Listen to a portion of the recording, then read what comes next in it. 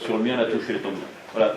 Toujours, quand vous portez un jugement sur quelqu'un, que ce soit d'ailleurs quelqu'un qui est sous vos ordres ou quelqu'un qui est votre chef, hein, c'est pareil, vous dites toujours il est plutôt comme moi ou il est plutôt pas comme moi. C'est-à-dire qu'on compare toujours par rapport à soi.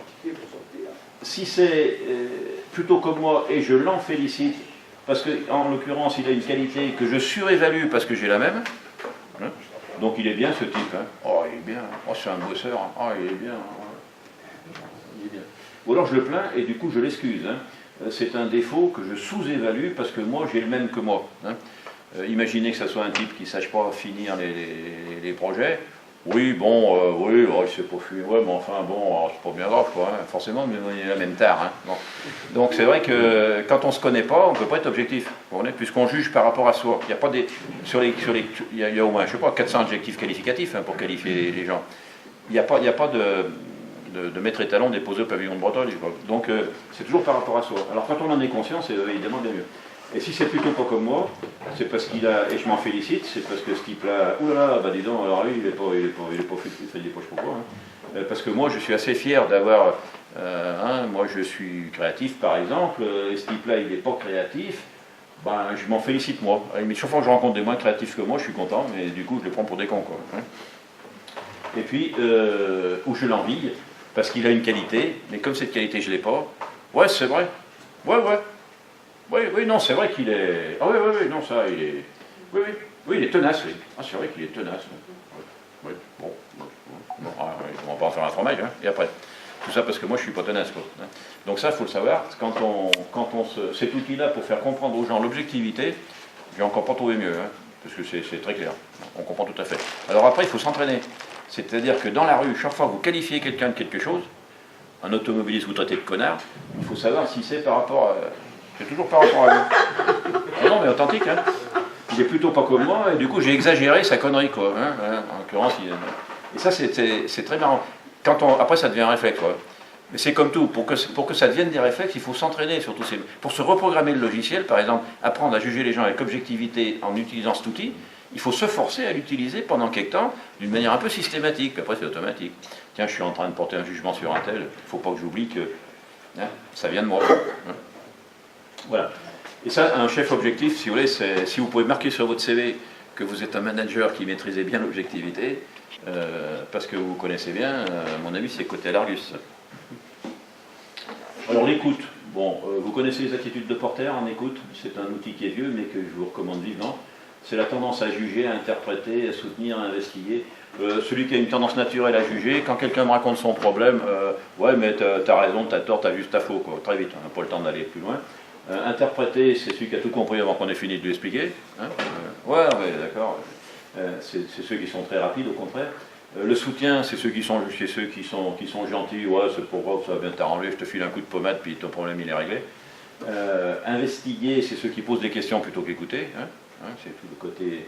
Alors tous les bons analystes ont une tendance à investiguer. Comme vous êtes des bons analystes parce que vous êtes intelligents, vous avez une tendance à. Quand vous conduisez un entretien, vous n'écoutez pas. En entretien de recrutement, les hyper-analystes, c'est une catastrophe. Hein, parce qu'ils préparent l'entretien avec beaucoup de logique. Hein, puis si l'entretien ne se passe pas comme prévu, c'est foutu. Hein, et ils ne savent pas écouter, quoi. Hein. Ils savent argumenter, mais pas écouter. Plus vous êtes bon en argumentation, plus vous êtes mauvais en écoute. Donc ça, il faut le savoir. En fait, l'intérêt des attitudes de Porter, c'est que ces attitudes-là sont toutes le mauvais côté d'une qualité, dont on est généralement très fier, ce qui fait qu'on en profite. Il ne faut pas écouter, quoi. Solutionner, c'est MacGyver. Hein. Tu m'expliques un truc, oui, t'as qu'à faire ça, tac, bing, boum. Du moment que c'est bon pour moi, c'est forcément bon pour toi. Donc ça, c'est des choses qui sont intéressantes. Les attitudes de Porter, c'est très vieux, c'est très connu, mais en matière d'écoute, c'est le b.a.-ba, quoi. Hein. C'est le théorème de Pythagore de l'écoute.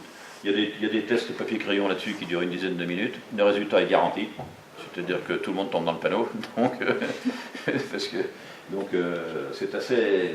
Ça fait faire des progrès d'écoute. Ce genre d'outil est un moyen qui fait faire des progrès. Toujours dans la rubrique négocier avec l'autre, hein, un des grands principes de la communication, négocier c'est mieux que communiquer, c'est communiquer mais avec un enjeu. Hein. Donc la négociation s'engage sur ce qui vous sépare le plus. Donc le conflit va durer. Si je me tente de le convaincre de ceci, l'autre il va me parler de ça. Hein. Et donc la négociation débute sur ce qui nous sépare le plus. Ça craint pas de se rapprocher. Hein. Un bon négociateur, le principe, surtout si les logiques se valent. Il y en a un qui a une logique technique, l'autre une logique commerciale, ils ont raison tous les deux, ça peut durer longtemps. C'est pour ça que les réunions de CODIR durent des heures, c'est parce qu'ils ont tous raison, forcément. Ils veulent montrer que c'est leur logique à eux qui est la meilleure. C'est pas comme ça qu'on négocie. Bon. Donc un bon négociateur, il commence par rechercher la zone d'accord, et puis il a pour objectif de l'agrandir. Donc ça, c'est des trucs qu'il faut connaître. Ces petits schémas-là sont pratiques. Quand je fais de la médiation, je commence par expliquer ça aux gens, que de toute façon, s'ils essayent de raconter à l'autre ce qui les sépare le plus, ça ne marchera pas. Il faut qu'ils fassent d'abord les... En gros, si vous voulez, le principe de la négociation, c'est que pour convaincre quelqu'un, il faut d'abord le comprendre. C'est-à-dire qu'il faut d'abord aller chercher à comprendre, et après, l'autre, du coup, il va chercher à vous comprendre. Si vous cherchez à le convaincre, il va chercher à vous convaincre. Et je vous rappelle que convaincre, étymologiquement, ça veut dire quoi? Vaincre des cons, c'est bien ça, oui. Donc quand vous cherchez à convaincre quelqu'un, vous le prenez quand même un peu pour un con, parce que cherchez à le vaincre. Bon, ça veut pas dire tout à fait ça, le con, c'est italien, mais enfin bon, ça veut dire avec. Voilà. Donc c'est tout à fait contre-productif de chercher à convaincre quelqu'un avant d'avoir manifesté l'envie de le comprendre. Quand vous avez compris ça, vous avez tout compris la négociation, c'est pas la peine de faire des formations longues, ça repose tout là-dessus, sur ce principe. Un outil qui peut être intéressant pour bien comprendre l'intérêt de la sanction. Qu'est-ce que ça veut dire sanctionner quand on est chef? Définition de sanctionner, c'est quoi? C'est pas punir, contrairement à notre culture. Sanctionner, c'est tirer des conséquences positives ou négatives, soit d'un résultat, soit d'un comportement. Moi, j'ai beaucoup travaillé dans les mairies, ils ont un gros défaut, c'est qu'ils ne sanctionnent pas, quoi. C'est-à-dire que quand on ait un comportement ou des résultats bons ou mauvais, on est traité pareil. C'est pas comme ça que ça démotive forcément les meilleurs. D'où l'intérêt quand même de sanctionner aussi bien. Alors la sanction négative, c'est comme un arbitrage de foot. Vous avez un niveau d'exigence requis, il faut laisser du jeu fonctionnel. Parce que s'il n'y a pas de jeu, ça agrippe. C'est comme la mécanique. C'est-à-dire que, moi j'ai une maxime qui dit que le droit d'enfumer, je le dis à mon personnel à l'époque, le droit de m'enfumer 2 fois par an, c'est un droit de l'homme, vous avez le droit de tout. C'est normal qu'un salarié enfume son chef 2 fois par an. Voilà. Pas plus, parce qu'après ça va m'énerver. Mais 2 fois par an, c'est normal, ça ne me choque pas. Il faut laisser du jeu. Alors après, si vous voulez, quand il y a une dérive, vous sanctionnez au moment où ça atteint la limite du jeu, quoi. Donc un bon chef est quelqu'un qui fait connaître le jeu qu'il donne, quoi. La règle c'est ça, tu as le droit d'aller jusque là, mais pas au-delà. Après, coup de sifflet. Qu'est-ce qui se passe quand on n'intervient pas? Le laxiste qui laisse dériver trop loin, après il est obligé de faire ce qu'on appelle un licenciement pour l'exemple, ou une sanction pour l'exemple. J'en prends un au hasard et je l'allume.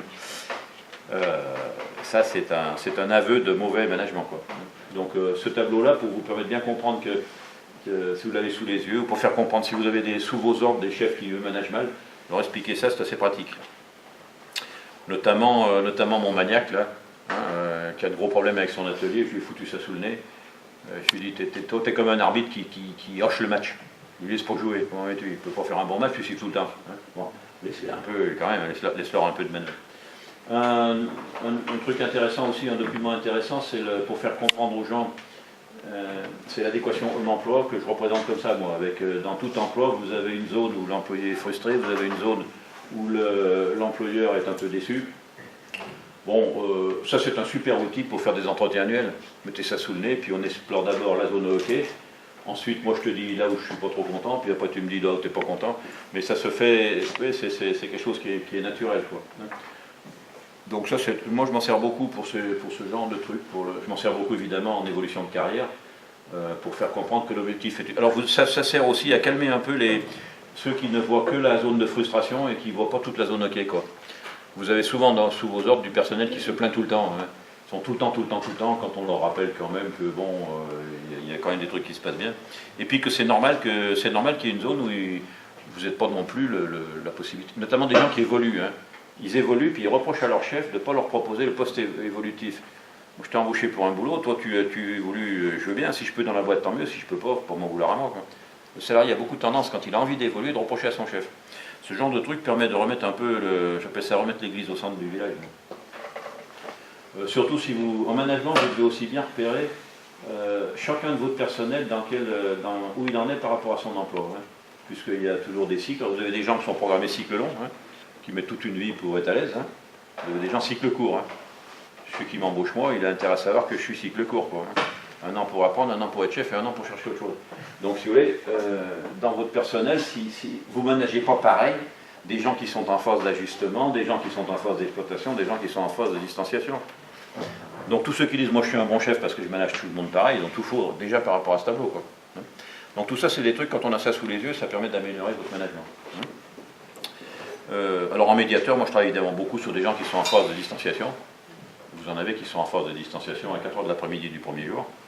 Bon, la plupart des gens quand même, il leur faut un peu... J'ai assisté à une grande enquête qui a été faite dans un hypermarché, une chaîne d'hypermarchés. Ils ont fait une enquête sur les caissières. La durée d'entrée dans la phase de distanciation d'une caissière. Une caissière qui est toute contente, ravie d'avoir trouvé un boulot, alors on ne va pas dire la chaîne, de caissière, elle est contente, elle rentre chez elle, j'ai trouvé un boulot super, c'est magnifique. Le délai moyen d'une caissière pour rentrer dans la phase de distanciation dans une grande chaîne, genre Mammouth, enfin des machins comme ça, ou change. 1 mois et demi. Alors est-ce que c'est un problème de management? Est-ce que c'est un problème de... Voilà quoi. Donc le boulot du manager consiste à faire en sorte que le personnel reste dans une phase, rentre pas trop vite dans la phase de distanciation. Après il faut savoir pourquoi ils sont dans la phase... Ça veut dire en fait que des gens qui sont contents de prendre un boulot, 1 mois et demi après, ça commence à les emmerder, quoi. Bon. Ne pas manager de la même manière, évidemment que ça. Alors, vous avez aussi un outil que vous connaissez peut-être, elle sert plutôt pour repérer votre emploi à vous, mais elle peut servir aussi en management à proposer à votre personnel qui se plaint tout le temps. Parce que quand même, note-le ton emploi, puis on verra sur quoi il faut progresser, quoi. Donc là, je passe rapidement parce que c'est un outil que je présente plus dans les conférences emploi. Mais c'est un outil que j'ai utilisé moi en management aussi, hein, que vous pouvez utiliser pour des entretiens annuels d'évaluation. Hein. Le mec, on passe en revue son emploi, c'est lui qui met la note comme il a envie. Hein, voilà. Donc ça, je vous ferai passer les diapos si vous voulez, bon, c'est pas confidentiel, tout ça, je m'en fous. Vous avez vu mon grand âge, je suis dans une logique de transmission, hein, si vous voulez, mais vous pouvez aussi prendre une photo tout de suite, c'est pareil. Mais je vous dis, Alors, je précise, les diapos, je les envoie normalement en principe en PDF, uniquement pour que, comme je vends encore des conférences, et là elle est gratuite, hein, je crois, elle est gratuite, hein, ouais. Mais quand je vends des conférences à un certain prix, ça m'emmerderait de trouver mes diapos. Voilà. Donc, par contre, ceux qui veulent s'en servir, vous me demandez, puis je vous les envoie en PPT, si vous voulez vous les récupérer, les approprier, parce que je m'en fous. Passé un temps, je pensais vendre ma caisse à outils, puis j'ai décidé de la donner, parce que finalement, ce sera plus facile. Hein. Mais voilà, vous gênez pas. Ce que j'aimerais faire aussi pour certains de ces outils, c'est animer des groupes d'échange d'expérience, d'échange de pratiques. Ceux qui décident de se servir d'un de ces outils, que je les réunis de temps en temps pour échanger. Pour ça, je le ferai bien volontiers, parce que je trouvais ça assez intéressant. Donc là, vous mettez d'abord, le principe, c'est qu'on met d'abord un coefficient parce qu'il y a des périodes de la vie où ce qui est important, c'est la reconnaissance, c'est l'évolution, c'est toujours ces 5 familles de critères. Hein. Donc on met d'abord un coef, ensuite on a une grille qui est faite comme ça, avec 5 colonnes, sachant que le 0 est éliminatoire, et puis après vous n'avez qu'à faire la multiplication, ça vous donne une note sur 20. Hein. Alors j'ai prévu de vous le passer, mais très rapidement, parce que ce n'est pas vraiment l'objet, c'est juste pour montrer que cet outil existe. Hein. Il est fait, c'est quand même le résultat d'à peu près 2000 entretiens réseau, hein, parce que je reçois à peu près 2 personnes par an en entretien réseau depuis 25 ans, et c'est le résultat de ça. Donc c'est quand même c'est une grille qui est relativement universelle, qui s'applique à peu près à tout le monde. Quoi. Donc l'intérêt des tâches quotidiennes, le 0 c'est quand le travail est dur, je la santé, je passe vite, hein, vous voyez un peu le principe, hein, et le 4 c'est quand je trouve dans mon travail autant d'intérêt que dans mes principaux hobbies. Le mode de vie lié à l'emploi, ce qui est très important. Mon emploi me pourrit la vie, je passe à côté de trop de choses. Là, il faut changer, hein, 0 éliminatoire. Voilà.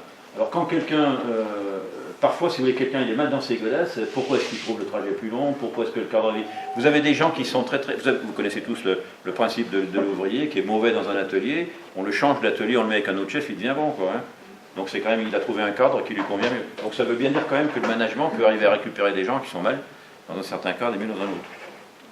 Moi, je me suis rendu compte, quand j'ai écrit mon bouquin où je raconte un peu tous mes changements, que ce critère 2 était pour moi absolument le critère préférentiel. C'est-à-dire que j'ai toujours changé de boulot, moi, à cause du cadre de vie. Je veux bien faire n'importe quoi, mais pas avec n'importe qui, pas n'importe où. Quoi. Pour moi, c'est pour ça que j'ai changé souvent. J'ai jamais voulu changer en banlieue parisienne, par exemple, je dirais jamais. Hein. Je veux pas y aller, c'est tout. Donc, je préfère changer de boulot que de changer de région, par exemple. C'est mon critère à moi pour en avoir d'autres. Hein. Peut-être que vous aimez la banlieue parisienne et le RER, c'est possible. Hein. Alors, moi pas trop. Alors, le côté, si j'ai vérifié, parce qu'il faut l'avoir vérifié, je suis en dessous du tarif et ma direction le sait, elle s'en moque, ça c'est le petit plus, mais évidemment il faut changer. Quoi. Donc voilà, cette grille-là permet de repérer. En management, moi je m'en suis servi aussi pour les gens qui râlent tout le temps, bon bah c'est quoi ton problème quoi. Hein. Ça a le mérite d'objectiver un malaise. Quoi. Tout outil qui sert à objectiver des malaises, à mon avis, vu qu'il n'y a pas de malaise dans l'entreprise, c'est des outils dont vous pouvez vous servir. Alors il peut se plaindre de son chef qu'il ne reconnaît pas, les perspectives d'évolution, c'est assez embêtant quand vous avez quelqu'un qui a envie d'évoluer, puis vous ne pouvez rien lui proposer. Il vaut mieux en discuter un bon coup plutôt que de se faire la gueule. L'intérêt de ça, c'est que ça pose des choses à plat, puis ça objective. C'est lui qui coche où il a envie, mais ça peut être un bon support si vous n'avez pas de grille d'entretien annuel, vous pouvez prendre celle-là, à mon avis, elle est assez passe-partout. Après, il faut faire des grilles par métier, mais bon. Alors là, je voudrais vous présenter un outil là, que moi je trouve assez intéressant. Ça, c'est un outil à moi en plus. Je me suis fabriqué, je ne me rappelle plus quand. C'est un baromètre d'ambiance. Hein. C'est-à-dire que vous avez une échelle avec 10 barreaux hein, qui vont de la guerre jusqu'à la synergie et vous pouvez donc mesurer. Je suis intervenu par exemple dans une école, un collège-lycée où il y avait 80 profs qui voulaient la peau de la directrice. Je leur ai demandé d'abord d'évaluer l'ambiance entre eux. Hein, et ils m'ont sorti un truc, attendez, je vais développer ça d'abord. Alors je précise évidemment, avant de faire voter les gens, hein, on peut l'utiliser comme baromètre, hein, c'est-à-dire comme je l'ai fait là, c'est-à-dire vous demandez aux gens, à votre avis, dans notre service ou dans la boîte ou dans l'ensemble, on est sur quel barreau de l'échelle.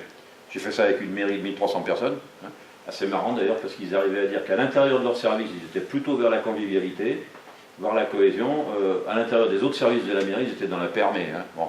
C'est-à-dire que ça dépend comment j'aurais fait évaluer les deux, c'est assez intéressant de repérer ça avec ce genre d'outils. L'intérêt, c'est que c'est eux qui notent. Alors, il faut quand même expliquer. La guerre, c'est quand on serait content que le collègue se fasse virer. Antagonisme, on se tire dans les pieds, on se protège chacun chez soi, on se croise dans les couloirs. Il faut avoir des définitions qu'elles sont faites. Hein, vous pouvez les prendre. Cet outil-là, érodé, éprouvé, ça marche. Hein, vous pouvez le réinventer si vous voulez, mais enfin bon. C'est quand on a plaisir à se voir. Alors là, vous voyez que le moteur tourne rond. Hein, il y a la bonne ambiance. Qu'est-ce qui manque pour qu'il y ait la cohésion, par exemple? Ce niveau-là, c'est quoi qui manque?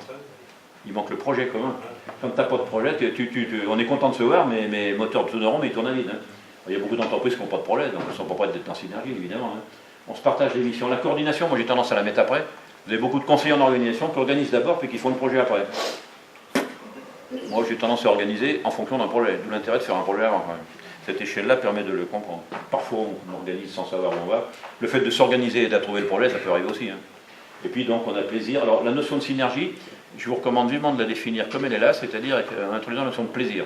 C'est quand on a plaisir à avancer tous ensemble et dans le même sens. Récemment, dans une médiation, j'avais montré ça à un grand directeur.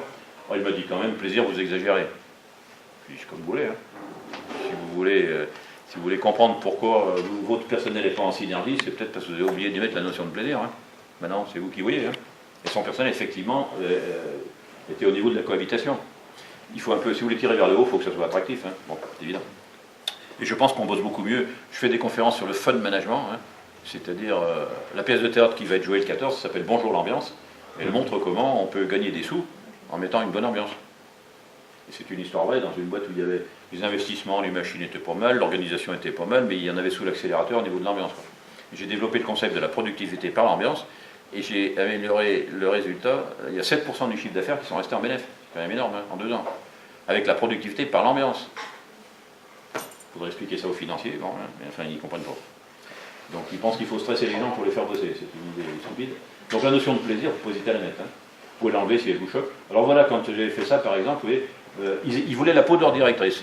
J'ai dit ok, vous avez sûrement raison, mais on va déjà repérer l'ambiance entre vous. Ils ont voté, pas tous d'ailleurs, vous voyez qu'il en manquait quand même pas mal, hein, bon, parce qu'ils se donnaient le mot, enfin, et ils ont sorti ça. Donc il y en a quelqu'un qui était très content, il y en avait quand même pas mal qui pensaient qu'on se tirait dans les pattes. Et puis la moyenne se situait par là, quoi. Voilà.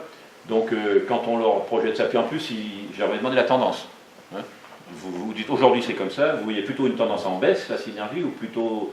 Voilà. Et ils étaient aucun qui avait dit on est en train d'améliorer la synergie, et ils étaient 73% à va dire on est en train de se casser la gueule, on est en train de descendre l'échelle. Bon, bah ok. Bon tac, il y a bien un vrai problème. Alors après, sur quel barreau on agit, hein. Et donc après, c'est le principe de... Oh bah oui, en passant...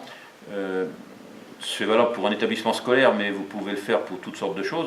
Quand vous voulez faire bosser les gens sur un projet, un peu sur les finalités, moi j'ai fait ça souvent, on fait 5 groupes de travail, un qui travaille sur nos fondations et nos valeurs, c'est quand même important qu'ils se rappellent qu'ils ont les mêmes, c'est valable pour n'importe quelle entreprise. Hein. Un qui travaille sur les savoir-faire individuels, l'autre sur les fonctionnements collectifs, excusez-moi ça a bougé en passant sur PC, l'offre éducative et pédagogique dans ce cas, mais ça peut être une offre et puis l'image. Vous faites 5 groupes de travail qui bossent chacun de leur côté, vous les mettez ensemble de temps en temps, vous faites un projet. Pour reconstruire un projet d'entreprise, ce petit schéma, il est très simple. C'était en 2012, j'avais fait ça CAP 2015, puis ils ont arrêté de m'emmerder à vouloir la peau de la directrice, ils ont bossé sur leur projet.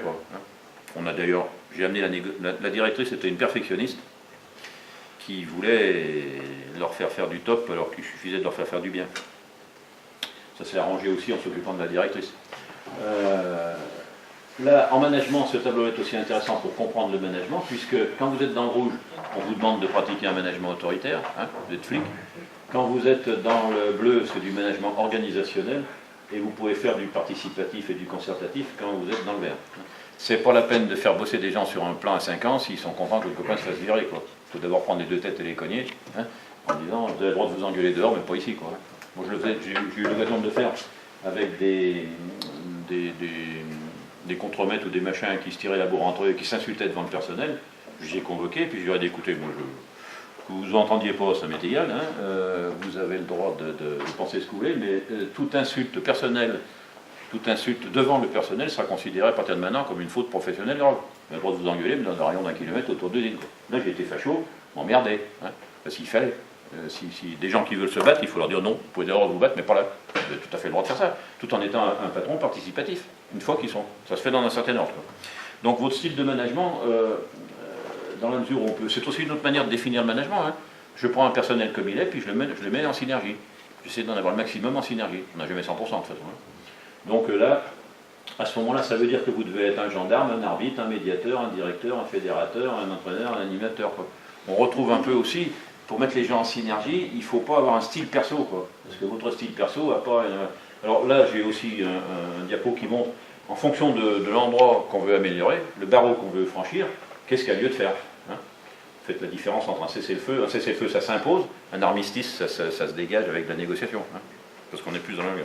Alors, un outil qui est aussi très intéressant, qui n'est pas de moi, mais que j'ai beaucoup utilisé, c'est la carte des partenaires, qu'on appelle aussi la carte des attitudes initiales au départ d'un projet. Ça, c'est pas mal, parce que vous avez donc des gens qui ont su tous la même information sur un projet. Ils peuvent développer de l'antagonisme, c'est-à-dire ils vont être contre le projet ou ils peuvent être pour. Et cet outil-là fait 4 niveaux: la conciliation, la résistance, l'opposition, l'incompatibilité, le minimalisme, l'intérêt, la coopération. Voilà. Alors à partir de ça, vous positionnez tout votre effectif. Ils ont su tous la même info, voilà, l'entreprise, mon service, on va le faire bouger comme ci, comme ça. Et vous avez, comment appelez-vous ceux qui sont ici? C'est-à-dire, pour bien comprendre le tableau, c'est ceux qui sont assez conciliants, qui manifestent un petit peu d'intérêt. Ouais, chef, ça serait pas mal si on y faisait. Comment vous appelez ça? Il y en a plein, C'est les moutons, que dans les bouquins chics on appelle les attentistes. On dit qu'en France, il y aurait dans les entreprises entre 35 et 80% de moutons.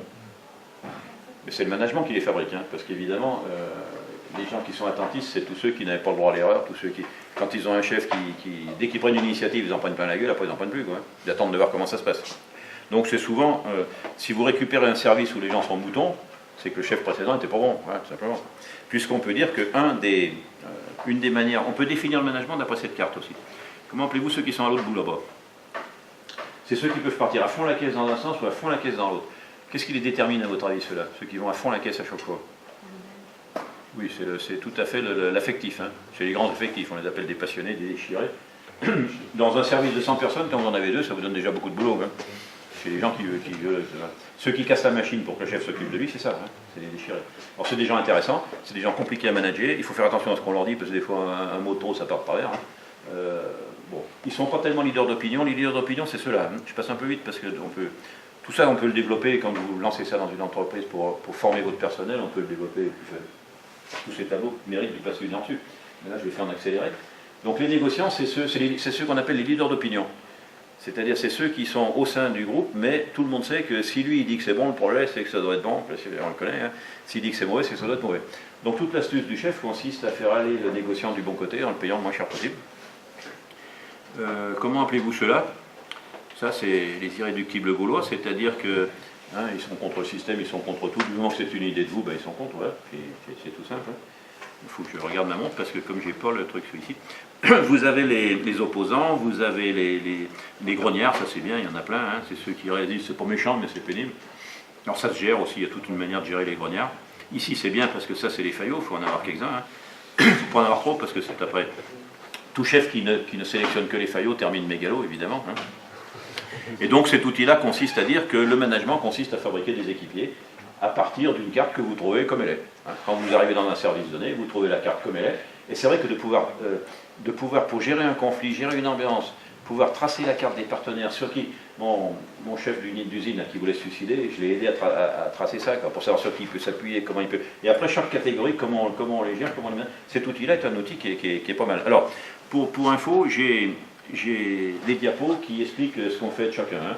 C'est là que je voulais pas souvenir, c'est repérer les attentistes, hein, qu'est-ce qu'on fait, comment on fait, la règle par rapport aux attentistes, hein, voilà.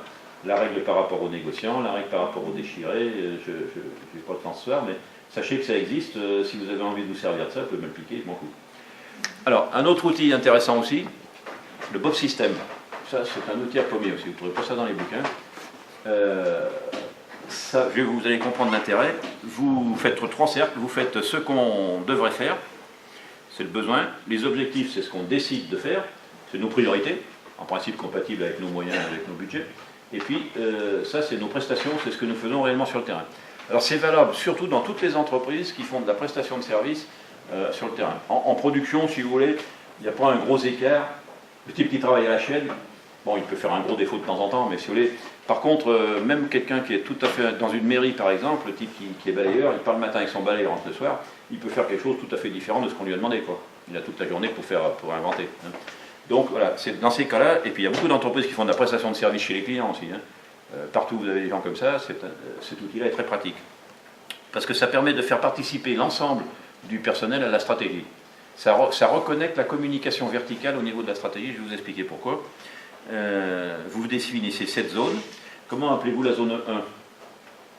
Ben, c'est la zone OK, tout simplement. Hein. La zone OK, c'est la zone où l'employé a fait ce qu'il sait faire, ce qu'il aime faire, ce que lui a demandé son chef et ce qui sert au client. Alors, définition du management, un bon manager est quelqu'un capable d'agrandir la zone OK. Et vous vous servez de cet outil pour devenir un bon manager. Ça marche très bien. C'est aussi l'échelle de la synergie, vous le faites comme ça. La carte des partenaires, c'est pour fabriquer des partenaires. Ça, c'est pour faire du OK. Et ça marche aussi très bien en partant de ce truc-là. Comment appelez-vous la zone 2 ?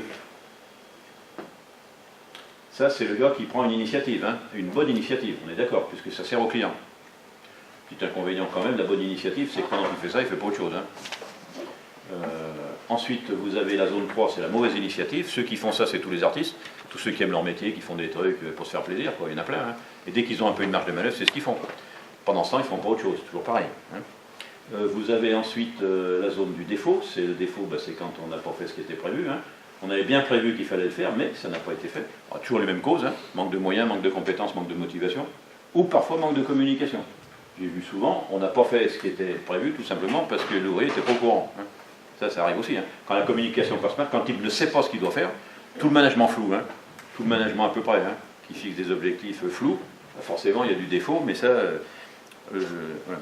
Il faut commander précis, évidemment. Quand vous commandez à la Redoute, si vous dites « je voudrais un pullover », vous êtes un peu déçu de la livraison. Il y a énormément de chefs qui disent à leur personnel « fais-moi un pullover », puis après il engueule le mec parce qu'il n'y a pas le pullover qu'il voulait. Bon. C'est du management assez rustique, mais enfin il faut le savoir que ça existe. Vous avez ici la double méprise, ça c'est quand les chefs décident de faire quelque chose qui ne sert à rien et qu'on ne sait pas faire. C'est intéressant. Et puis vous avez, qui est très intéressant à montrer à tout le monde, c'est la routine. La routine, c'est quand on est capable, on est tout content entre nous, quoi. C'est toutes les entreprises qui sont devenues des fins en soi. Hein. Je ne vous raconte pas dans les administrations et dans les mairies combien de services qui sont là-dedans, quoi. Hein. C'est-à-dire qu'ils sont contents. Il y a longtemps que le besoin du client, c'est comme une savonnette. Hein. C'est-à-dire quand on le maîtrise bien, ça fout le camp. Quand on est enfin d'accord, le chef et l'employé pour faire comme il faut, le client, il veut autre chose. Parce qu'on est dans un monde très changeant. Donc il faut en permanence travailler sur ce schéma-là. Et puis donc, il faut travailler aussi avec l'idée que la zone de niette, elle existe. Hein. On n'est pas obligé de tout faire. Hein. Voilà. Alors l'inconvénient, je vous raconte une histoire vraie puis sur la bonne initiative pour expliquer ça aux gens.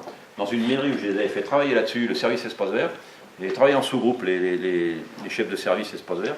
Et trouvez-moi ce que vous avez fait dans la semaine sur ces 7 trucs. Ils ont tous trouvé des choses qui correspondaient aux 7. Hein. C'est-à-dire qu'un chef d'équipe qui a son CAP, il comprend parfaitement ce genre de machin. Hein. C'est de la stratégie, mais il comprend très bien. Hein. Il ne faut pas sortir de Polytechnique pour comprendre ça. Hein. C'est l'intérêt, ça fait participer. Ils ont tous trouvé des trucs. Et alors, chose vraie, vous n'allez peut-être pas me croire, il y en a un qui arrive et qui dit « Moi, j'ai pris une bonne initiative cette semaine parce qu'on m'avait demandé d'engazonner un endroit. Moi j'ai bien vu que là il y allait avoir un passage piéton, hein, qui n'avait pas été prévu. Je suis allé au magasin, j'ai pris des dalles et j'ai fait un passage piéton. Bonne initiative. Je vous jure que c'est vrai. Le groupe d'après, pour expliquer le défaut, il y avait le mec qui faisait l'autre quartier de la ville, le même boulot mais dans l'autre quartier, qui dit ben moi j'ai eu un défaut cette semaine, je devais engazonner un truc, il était prévu un passage piéton, je suis allé au magasin, c'est con, ils n'avaient plus de dalles. Voilà. Pour expliquer aux gens que la bonne initiative c'est bien, mais que quand c'est pas prévu, ben ça fout le bordel dans les moyens, hein. C'est un exemple qui est vécu, qui marche très bien. Et après les gens ils comprennent quoi. Hein. Alors la bonne initiative par contre c'est intéressant dans l'entretien annuel aussi, de passer en revue ça. Parce que le type qui a fait des choses dans l'année qui ne sont pas reconnues par son chef, après tout, c'est peut-être l'occasion de les intégrer. Hein. Ça, c'est un truc très intéressant pour ça aussi. Alors, il y a une démarche que j'appelle la démarche Bebop. Hein. Ça peut s'étaler sur le temps que vous voulez. Hein. Vous commencez par mettre en valeur la zone 1, c'est-à-dire on va faire savoir tout ce qu'on fait bien. Bon, ça, les mecs, ils sont contents, ils se recoiffent même pour la photo. Il faut toujours commencer par ce qu'on fait bien. Toujours quand on veut changer quelque chose. Hein. Jamais attaquer par ce qu'il veut bien. Toujours. Après, vous faites une démarche qualité classique avec les zones 2, 3, avec les zones 2, 3, 4 et 5, hein, avec tout ça, hein, pas de souci. Et puis vous terminez par un truc qui est assez intéressant, pour pouvoir faire des choses nouvelles, eh ben on va arrêter la routine. Donc la routine, on arrête la routine que quand ça nous empêche de faire des choses plus intéressantes. Pour que les gens arrêtent une routine, il ne faut pas leur dire il ne faut plus faire ça. Il faut leur dire j'aimerais bien qu'on fasse ça, c'est nouveau, c'est vachement intéressant. Ah oui mais j'ai pas le temps. T'as pas le temps pourquoi? Parce que tu en as plein dans ta zone 6, on va l'arrêter. Et donc les gens ils arrêtent volontiers quand ils savent, ils lâchent jamais un boulot. Ils sont cramponnés à la routine. Hein. Par contre s'ils n'ont plus le temps, parce qu'on a quelque chose de plus intéressant, là ils acceptent de lâcher. Donc il faut d'abord aller chercher des trucs dans la zone 7 pour qu'ils lâchent le 6. Tout ça, ces outils-là permettent de faire du management un peu plus astucieux, quoi, en suivant carrément le principe. Hein. Voilà. Alors, il y a une démarche climat positif qui est aussi, ça c'est un outil qui est pas mal pour analyser le climat. C'est issu de la qualité. Vous savez, les 5 défauts de la qualité, là, un défaut de production, il y a toujours 5 grandes familles de causes. Moi j'ai refait pareil, mais avec les conflits. Hein. Donc vous avez toujours la culture, l'environnement, le cadre de travail, l'organisation. C'est sympa, hein, maintenant j'ai sur mon écran ici hein, l'image, c'est bien mieux qu'avant, je ne sais pas ce qu'il a bidouillé, mais ça me va très bien. Et les comportements. Et donc vous faites, quand vous voulez faire bosser des gens sur un climat, vous leur faites passer tout ça en revue. Hein. Alors dans la culture, bon, il y a les principes Vodacker, Nouvelle Ordre. Il y a des entreprises qui ont des grosses cultures, des entreprises qui sont dans des tas de fusion, puis c'est toujours pas fusionné, on fait un tas de trucs comme ça. Hein. Donc on peut beaucoup travailler là-dessus. L'environnement, il y a le contexte, la concurrence, le marché de l'emploi, il y a un tas de choses. Le cadre de travail, bien sûr que ça a une incidence sur le climat, c'est évident. L'organisation, ouais, ça dépend comment il faut. Il y a des organigrammes qui sont très conflictuels. Hein. Avec un peu d'habitude, moi, vous me donnez un organigramme, il y a 2000 noms, je vous dis est-ce que celui-là, il ne s'engueule pas avec celui-là? Si, comment vous savez? Ça ne peut pas être autrement. Il y a des organigrammes qui sont conflictiogènes. Je vous fais remarquer que le mot de conflictiogène n'existe pas dans la langue française, tellement la prévention des conflits est dans notre culture. Normalement, si dans notre culture on faisait de la prévention des conflits, on devrait repérer les situations conflictiogènes. Et bien, le mot n'existe pas. Bon. Ça veut dire que la prévention des conflits, on ne sait pas, c'est pas notre truc. Donc moi, je me sers du mot conflictiogène, hein, parce qu'il y a bel et bien des organigrammes conflictiogènes, c'est évident. Après, vous avez tout ce qui est changement, qui évidemment a une grosse influence. Hein. Changement de direction, quand on change de patron tous les 2 ans, ben forcément, l'ambiance subit quelque chose. J'ai mis pudiquement le management dans les comportements, j'aurais pu en faire une rubrique à part, parce que c'est quand même un comportement particulièrement évident. Donc si vous voulez, il ne faut pas, quand vous voulez faire travailler les gens sur une ambiance, il ne faut pas les faire travailler que sur leur comportement. C'est pas bien d'être pas gentil avec votre copain. Il faut leur faire travailler sur tout ça. Vous voyez, non quoi, les comportements, ça sera tout seul et dans la foulée. Hein. D'où l'intérêt, c'est aussi des trucs, ces outils-là permettent de ne pas focaliser, de faire du management positif, quoi, tout simplement. Hein. Puis de se foutre à la place des gens. Hein. Oula, il y a tous ces gens-là qui vous emmerdent, vous. C'est pas étonnant que vous soyez battez entre vous. Hein. La grosse idée, c'est c'est pas parce qu'on est soumis à un tas de pression qu'il faut se battre entre nous. Quoi. Quand vous dites ça, les gens sont plutôt acheteurs en général. Donc voilà, je vous le recommande, ça marche très bien. Je pense que parmi vous, il y en a qui feront plus tard le métier de médiateur, tout simplement parce que c'est un métier qui a énormément d'avenir. Aujourd'hui, ça n'a pas de présent, hein. Très difficile à vendre, c'est pas normal. Les gens préfèrent prendre 2 avocats, se taper dessus la gueule. C'est un choix. Alors, vous pouvez faire une démarche climat positif, alors ça, c'est un truc qui est super bien, qui a été démarré par une copine, elle n'est pas là ce soir, elle a créé le métier de climatologue d'entreprise. Et on a mis ensemble au point, fait un truc que j'avais dans mes cartons. Elle l'a vendu dans un hôpital, une démarche comme ça est allée sur... c'est une démarche on sensibilise d'abord les gens, on présente la démarche, on fait un groupe pilote. C'est le même principe que les démarches qualité qui visaient le 0 défaut de production, sauf que là on vise le 0 conflit. Les gens adhèrent assez bien. Elle a diminué l'absentéisme d'un hôpital de 32% en bossant en 6 jours. Elle a facturé 6 jours, elle a baissé l'absentéisme de 32%. C'est des outils qui marchent. Dommage qu'ils ne soient pas connus, mais bon, je vous les soumets. Alors pourquoi je l'ai deux fois celui-là, c'est un bug. Alors le cohésiomètre, c'est bien le cohésiomètre. Le cohésiomètre, vous faites souffler, vous faites souffler une équipe dans le ballon du cohésiomètre, puis ça vous donne, si ça vire en rouge, c'est qu'ils ont des problèmes. Alors j'ai pas voulu mettre une note, hein. J'ai fait vraiment on mesure trois choses. Le contexte, c'est-à-dire quelles sont les raisons pour lesquelles on s'engueule, nos attitudes, y compris celles de la direction, et puis quand même sur le même objet, l'impact que ça a sur notre efficacité générale, sur notre image externe et sur notre ambiance interne. Quand vous avez un groupe, une équipe comme ça, où l'ambiance n'est pas terrible, hein, vous leur filez le cohésiomètre et vous leur demandez de cocher. Puis après, on décode avec eux, c'est fabuleux. Parce que c'est eux qui font la photo, c'est eux qui comprennent, c'est eux qui... Quand ils disent... récemment, je l'ai faite, je m'en suis servi il n'y a pas plus tard que 15 jours, hein, dans le côté solidarité, des gens qui bossent ensemble dans le même bureau. Dans le même bureau, ils sont en open, hein, ils m'ont dit, ils laissent faire avec une certaine complaisance. Ils laissent dire. C'est-à-dire qu'on considère que mon collègue, quand il y a quelqu'un qui dit du mal de moi, ça le fait plutôt marrer. Ils se sont balancés, quoi. Après, bon, c'est votre problème, hein. Je ne vais pas vous plaindre de votre chef si c'est vous qui constatez ça. C'est un moyen de responsabiliser les gens, tous ces trucs-là qui sont assez intéressants. Ça relativise aussi parce que, par contre, est-ce que vous êtes tous du même tonneau? Est-ce que vous avez... Là, j'étais dans cette équipe-là, il y en a un qui est un Espagnol qui ne parle pas le français. Ben forcément, il n'a pas la même culture, il est bon qu'il ait quand même bien compris que ça, c'est une des raisons qui pourrait nuire à leur cohésion.